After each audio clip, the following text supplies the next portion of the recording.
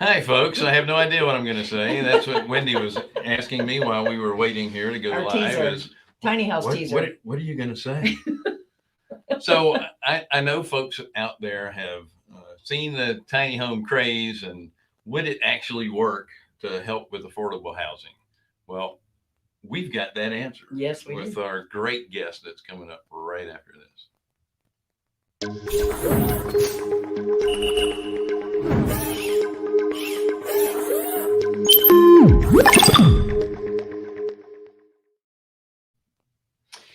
Hi, folks. Thank you so much for joining us. I am Bill Fairman. This is Wendy Sweet. We are Carolina Capital Management, and welcome to the Passive Wealth Show. Don't forget to subscribe, share, like, and hit the bell. We have comment section, by the way, on the right side of the screen or underneath, depending on the platform that you are viewing us from. So if you have any questions, don't hesitate to put that in there. What else? Oh, we are a lender, by the way. Yeah. And we have a fund. We lend money in the Southeast to real estate investors. So if you're looking to borrow money, go to carolinahardmoney.com and click on the Apply Now tab. If you're a passive investor looking for passive returns, click on the Accredited Investor tab. By the way, we just released a longer term residential and even buy multifamily. Buy and hold permanent loan. Yeah. For up to 30 units, I think is what it is. And we're talking rates that are starting in the mid upper fours. Yeah. So not bad. All right. That said, make sure that you comment nicely. And if you have any questions, some of you are just so mean. All right, let's get this train wreck started. We have a great guest, Jesse Russell. He and a friend of ours, Ryan Andrews, have started this group to build tiny homes, and not just individuals, but apartments as well. Yeah. It's an awesome idea, and municipalities love this too, especially on the apartment side of things, because they are trying to push us to be more clustered, because the closer they can push us all, the more COVID will grow. The less expenses that they have on. Oh, look, our brother is watching.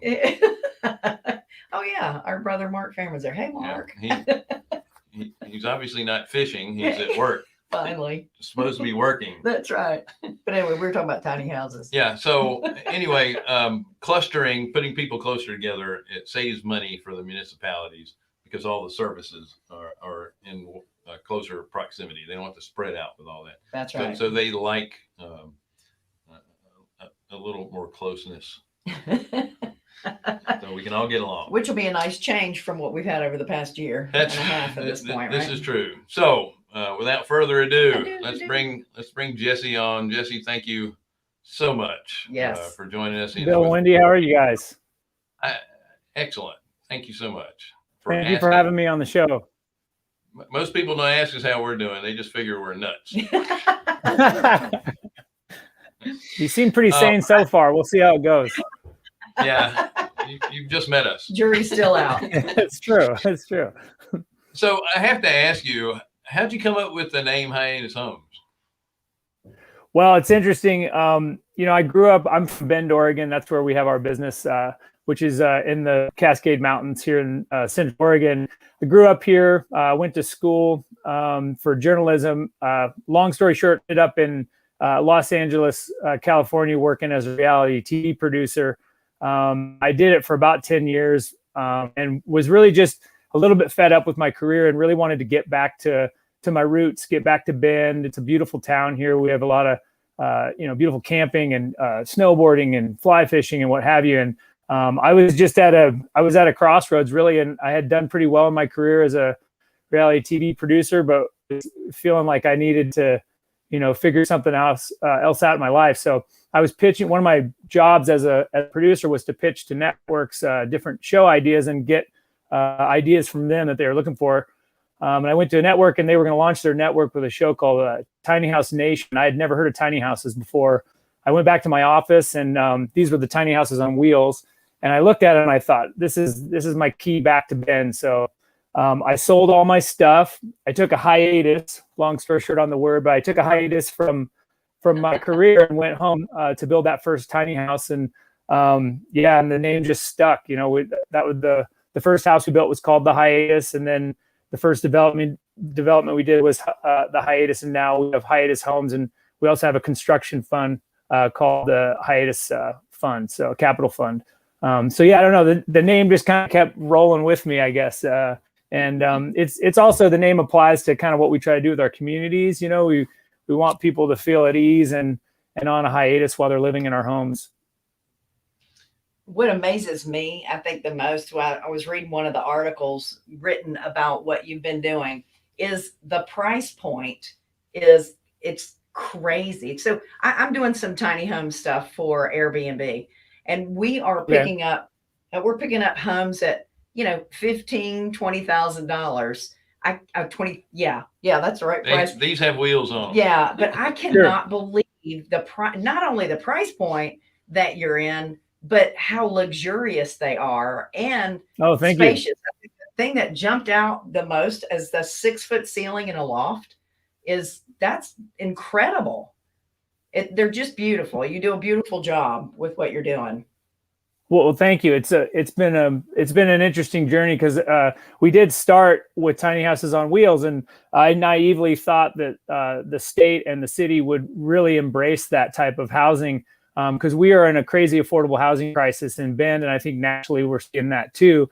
People can't afford homes anymore, especially entry-level homes, which, as you know, the sooner you start your ownership in your life, the better off you are as you move towards retirement. And I think it's a really essential thing that people with their first, second jobs are able to afford houses.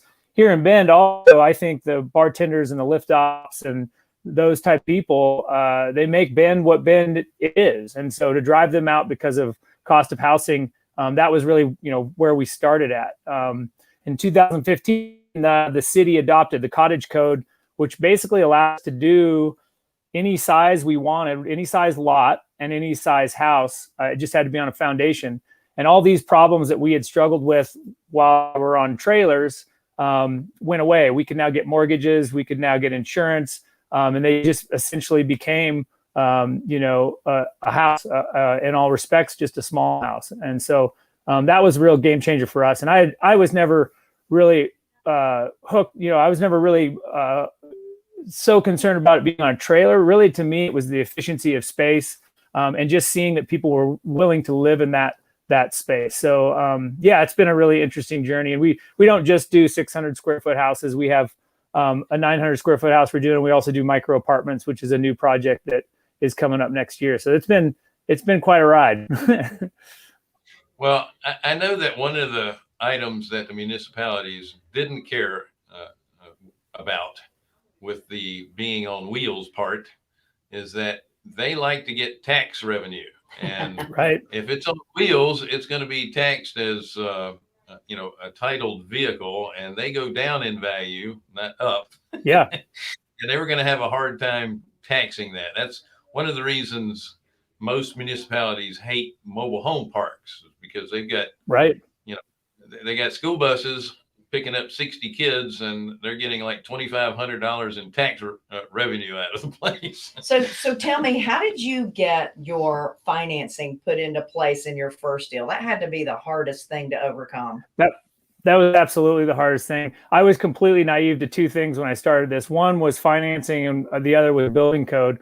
And Ryan Andrews, who you mentioned as my partner, basically, I had a friend that he was really a boss of mine in my 20s, and we were trying to figure out how we could do tiny houses on wheels on a lot, 4 houses. That's all we wanted to do, and we got written up in the paper. And I got a call from my old boss, and he's a big developer out here now. And he called me and said, "Hey, I think I have this piece of land that would be perfect for what you're trying to do." And I went to look at 3 acres, and I was like, "No way! I'm going to do 4 houses. This is a 22 unit."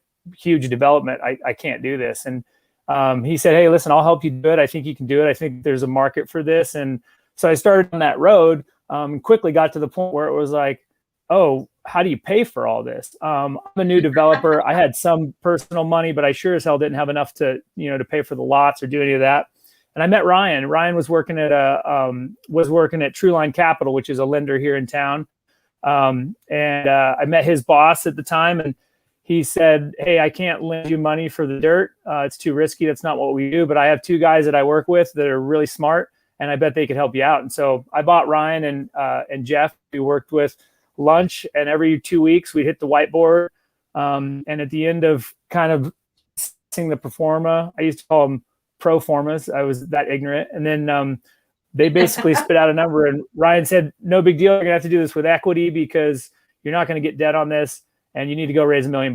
And I was just like, "Holy, there's no way." I'm my mom's a single bartender, right? I didn't have access to that kind of capital at all. But luckily, I just hit the ground and just called people, and people just came out of the woodwork really liking the idea. And we were offering a huge return because it was so risky. And one of the proudest moments of my life really was doing the whole development, and then being able to send those checks to the people that believed in the project. And they got 20+% returns IRR on the project. So it was an amazing financial success, and that's what led us to our next two developments, and then to create the Hiatus Capital Fund. After having struggled to try to raise the money for the dirt, and talking to Ryan, I said to Ryan, I know you're doing this other stuff. What do you think about teaming up with me? And I've got 2 projects coming up, and I think we should start a fund. So we're able to mitigate some of the risk, because the real risk for the developer is, you find this land and you take debt on it, and you're not able to do the project, and or the city is taking 2 months to approve your project or whatever, and you're burning all this interest. So the fund really became this thing where we wanted to be able to buy dirt, we wanted to be able to develop the lots, and then we'd get construction loans for the houses. And we really tell all of our investors that are in that fund, we really want to have the ability, if something happens and things dip, that we can pause and we still own the land, and we can come back when things come back. And it's really just trying to mitigate risk. Right now, we're in a crazy real estate situation in Bend, and I the first Hiatus home, the 600 square foot house, we sold it for $230,000, and then a year and a half later, the last house got resold for $380,000. Wow. And I'd hate for you to do the calculation on the square footage cost on that. So I think you had talked about this as affordable housing, and we're trying to do affordable housing by design. And I don't think we've hit that yet, but it's because of what's going on in the market. And that's why we started the micro apartments, because we think that'll be a bit of a silver bullet for workforce housing. Sure. That's awesome. You've got something you can share with us. And Yeah. I know people would need to see what the pictures look like. Sure. If we can just take that back to the first page. Or do I do that? Let's see. Does that work if I go backwards? Yeah, you have to do that. You control your PDF. There you go. There we go. Can you guys see that? Yeah, Yep. It looks awesome. Okay, so that's our first development. That's the Hiatus Benham.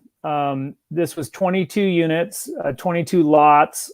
This is a really different type of housing too. And the reason that cities have started to approve this is because they're looking for density. As you guys were mentioning earlier, and the reason they do that is because all of the utilities are within the city boundary. So one of the theories to deal with this difficulty in housing is to make our cities more dense. So this is a cottage code that came down from an architect in Portland called Ross Chapin. And what you do is the houses face inward. So if you see behind those houses, that's where the street is, that's where the parking is. So when you come home, you walk into your back door and you walk out, and your deck faces these common areas. And this is one of the common areas. We have we also have a community garden and a pond in this particular one. And how many homes are there? 22. Gotcha. Now, are they set up in pods? So this is, they're called clusters. So there's 4 clusters. They're kind of half circles. that all face into a common area. And that's actually written into the code. That's part of the code. You have to have common area. And it's really meant to bring people together as a community as well. We've designed 3-bedroom, 2 baths forever because it used to be that, the buyers of houses were a couple and some kids. And now over 50% of the buyers are single people. So there just isn't the houses for that demographic. So I think that's why this did so well and sold out so quickly. Right. But this is so we have 3 different models, and that's another part of our business plan is we only do 3 models. We do the loft, which is the one that the 600 square foot model that we did in the original Hiatus. Then we have the Bower. That's the 2-bedroom one that we're doing in another development. And then we have what's called the Flat, which is the micro apartment. So I'll show you. We're also really into trying to be as efficient as possible as far as reducing our carbon footprint. And we do this without trying to drive the cost of the houses up. It's really simple to add a little bit more insulation, concentrate on your windows and your building envelope. And just doing that and then just reducing the footprint of the house in general really does wonders for making these houses more green. A lot of our houses are net zero, meaning that the solar that's on top of them supplies enough energy for the house itself. We've won some awards, which is awesome. And then you can kind of see the community garden there in the back. Yeah, that's a great idea too, having the raised community garden like that. Awesome. Yeah, and people use it and they get to know each other, and it's really been neat to see that community kind of come together and have these, mostly single people, getting to know each other. Actually, there's been 2 couples that have come out of that development. Yeah, I thought that was pretty interesting. And interesting, it started with an argument. That hot pepper is too close to my tomato. Yeah, exactly. Right. Stop looking in my windows. Oh, wait, maybe I want you to. Yeah. So yeah, that was Hiatus Benham. That's the 22 homes. We're in the middle of Hiatus Roanoke, which is our new 2-bedroom, 2 bath. And so that's about 900 square feet. We just kept hearing from people that, had kids or a partner, and they just said, God, if I had 1 more bedroom and 1 more bathroom and a garage, I'd really be into what you guys are doing. So we basically took that 600 square foot house and we added 2 bedrooms and a garage and a bathroom to it. And that's Hiatus Roanoke. We're halfway through that. We have 5 of the houses are sold or in contract. We started our price point, I think at $778. And the last house went into contract. It was a bidding war, and it's in contract at $832,500. So it's been unbelievable. It's been unbelievable to see that, I think I got into this more altruistically and then really discovered how important being successful financially it is for the business, because it just really means that we can do more. And I really believe in the free market. So, we don't do affordable housing where we get grants at this point. We just make the houses smaller, and then by design, they're a little bit cheaper than what's out there. Right. Hiatus Rosa. Go ahead. Sorry, I'm talking so much here. No, that's all right. I was just going to mention that model will work in all parts of the country. And while you're getting really high dollar in Oregon for them, you might get half of that amount in other places, but they're still smaller and affordable to build. So you're still going to have decent margin, just depending on, what part of the country. Are you thinking of taking this to other areas? Absolutely. I mean, we've really built, I feel like the company has grown really organically. And I think that's something that Ryan and I really believe in, is that we're not going to get over our skis, as we say out here in Oregon, by pressing and trying to get too many projects going. We've the Hiatus, the first one, that was a three years of my life of blood, sweat, and tears to get that thing going. Now I have Ryan with me. We have a construction manager. We've really grown. But our plan is to continue to do this in Bend, and then get into what we call the Mountain West, which is like Washington, Oregon, Idaho. And then we believe that if we keep doing this right, it's just going to get more efficient for building. And our marketing. We have a really great marketing guy too. So I feel like we're hoping to really spread this around, because this is a national problem, but we're not going to, I don't think that we want to grow in a way where all of a sudden we have 50 developments going. We want to grow really naturally. And so far that's really worked for us. So I can still spend some time with my family as well. So that's right. That's it important. to be a lot of work. So what's the Roosevelt? Yes, Roosevelt. This one we are just about to start pushing dirt on. This, we actually took the 2-bedroom and the cottage and we put them together. So are you guys familiar with ADUs or accessory dwelling units out there? Yes. Like yes. I think they call it a mother-in-law sometimes. So if you look at this, there's 7 lots here, and most of them, 5 of them have the 2-bedroom as a main house, and then they have the cottage as an ADU. And then 2 of the lots, because of the way it was configured, just have 2-bed on it. So that one, we're going to start moving dirt. We've already started getting our building plans in. So that's basically just a new project in the sense that we combined kind of the other 2 that we did in the other 2 developments. And that's that's a way for someone to get a bit of a house, because they're getting rental income from either of the houses. So that's really worked really well out here. So I'm excited to get this thing going too. Awesome. And then the micro apartment. Yeah. So this is a really interesting thing. And, my job in the last years has been working with the city council and working with groups and really trying to press the code, trying to make sure that we can continue to do the types of building that we're doing.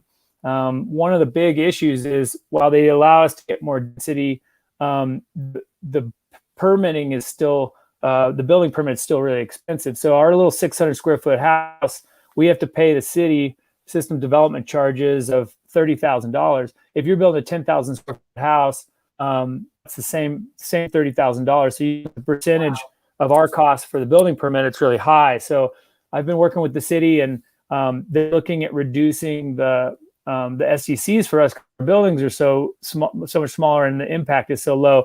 But for instance, on the micro apartment, if we're assessed as a regular building, it's about $1 million in SDCs, but the city looks like they're going to reduce that by half. So, it's a $500,000 savings, which is a huge deal on these.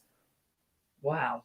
That's amazing. So I don't want to run out of time. I want to make sure that you can talk a little bit about your fund and how people can learn more about it. Yeah. So let me just show you. It's in the best way to get this information too is to go to our website, hiatushomes.com, and you can sign up and you'll get sent this deck so you can look through it. And then we do webinars every quarter, a couple webinars every quarter, where we really go into the details of it. Ryan and I get on there and describe it and ask questions, and I'm always up for a phone call too. We're small enough that I like to connect with people. But the best way to really do it is to go onto our website, and then you'll get sent the deck. But basically what we're doing, as I explained earlier, is using the fund to purchase land and then get the infrastructure done and really have the lots ready. So if something does happen, we're able to sell the lots. But mostly what we do is we go from the dirt to the house and sell the house. So if you come into our capital fund, all of the projects that are in the fund, 2 of them that are in there now are Roosevelt and the micro apartment. The fund owns that property and owns that land. So it's kind of like stocks. Like if you come into the fund, we have a minimum of $50,000 investment. You have to be an accredited investor. You come into that. The nice thing is you can look up on our county website and see that the fund owns that property. So as a fund, if you're in our fund, you're with us on owning the property. And the basic split is, we develop the land. When we sell the houses, the profit that comes back, we split it into 50-50. 50% goes to all of our fund holders, and 50% comes back into our company. And the nice thing about the fund is, as we liquidate these projects, the distribution goes back to the investors, and then we keep the principals in there. I mean, after 2 years, you can get your principal out if you want to, do that. That's no problem. But if you keep your principal in, the idea is we'll be able to expand and really build on the growth of both the investment dollars that have come in, as well as the the developments and we're targeting a pretty high percentage. You know, we are not greedy, and we want to be in line with our investors, and so that's why we did the 50-50. And you know, we're targeting anywhere from 16 to 24% return on investment. Obviously, I forget what you're supposed to say when this past gains doesn't, your mileage may vary. Yeah. Yes. Thank you for doing that for me. I'm pretty new to that. Ryan will be I hope you have Ryan on, because he can go much deeper into this, but we think it's a really great fund. We're about $1.5 million right now. We need to get up to about 3.5 million in the next year or so. And then from there, we'll just continue to add investors to the fund and expand our developments. So awesome. That is really awesome. There it is. Thank you so much. Thank you so much for sharing. So to be clear, this is not an offer to buy or sell any securities. That This is educational purposes only. You must read the PPM before investing. Consult your financial advisor, and like Wendy said, your mileage may vary. I'm gonna go back and transcribe that so I have the right language. What you're doing, that's an awesome model. It really is. Thank you. And cool. Really cool. I know you initially started it off to, you know, kind of help with the affordable side of things, and then it turned into I would call it is a niche, but it's more of a boutique type of a home, and it's really cool looking, and it's something people want to get into, and they don't mind not having the big giant yard to have to deal with, and you still have that community feel. So you hit the people downsizing as well, and I think that's really cool that you're really hitting two separate markets on that. And you're smart with going to the municipalities and trying to get a lot of those fees reduced, because they're the ones that are always pushing, we need more affordable housing. Well, you don't allow us to have affordable housing if you're charging us the same that you're going to charge for a much larger We're getting over project. Our time. Okay. We're all right. Get in well, trouble. we're going to get slapped. All right. Jesse, thank you so much for sharing. That's been awesome. If anybody wants any information, you're considering investing, or maybe you want to buy one of the houses, would you mind pulling up Hiatus Homes again? There you go. Just go to that website. We'll also leave it in the show notes as well, and should be there on the side. Thanks everybody for joining the show. This is the Passive Wealth Show. Bill Fairman here, Wendy Sweet. We are Carolina Capital Management. We are lenders in the Southeast for real estate investors only. Go to our website, carolinahardmoney.com. If you're a borrower, click on the Apply Now tab. If you're a passive investor, click on the Accredited Investor tab. Don't forget to share, like, subscribe, hit the button, and we will see you guys on the next show. Have a great week. Thanks.